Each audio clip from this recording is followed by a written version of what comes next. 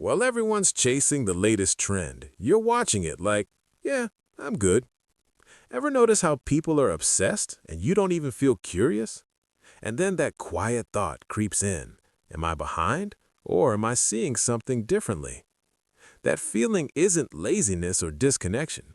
It's a specific way your mind works. And once you see it, you realize you were never behind. You were just playing a different game. See, most people think ignoring trends means you don't care, but psychologically, it usually means the opposite.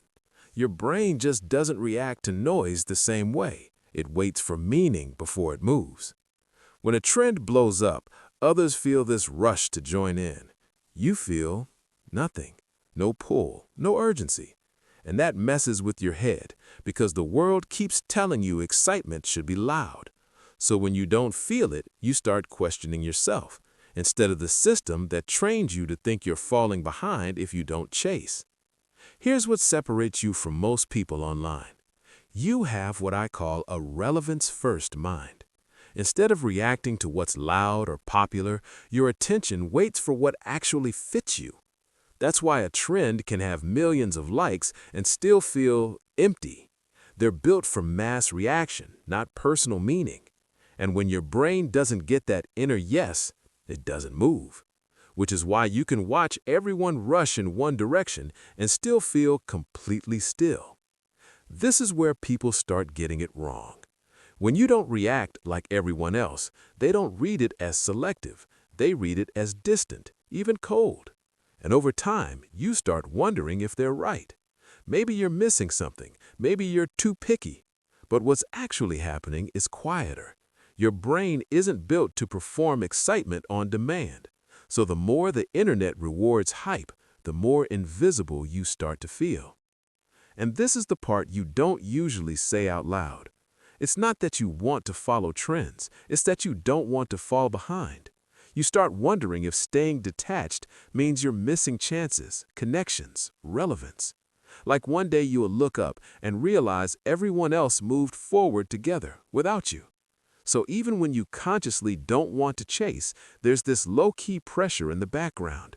Not because trends matter to you, but because being left out never feels neutral. That pressure you feel is being misunderstood. It isn't a sign you're behind, it's a sign you're selective. Your mind doesn't move fast because it doesn't need to. It waits, it filters. So when it commits fully. Most people react first and figure it out later. You do the opposite. And once you see that difference, the fear of falling behind loosens because you're not slower. You're deliberate with your energy. Social media isn't built for minds like yours. It rewards speed, visibility, reaction, not depth. The algorithm pushes whatever spreads fastest, not whatever matters most. Depth doesn't travel well in a system built for speed. So if your mind moves carefully, you can start to feel slow in a system that celebrates impulse.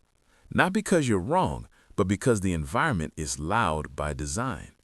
And when you live inside that noise long enough, it's easy to forget that silence isn't absence, it's choice.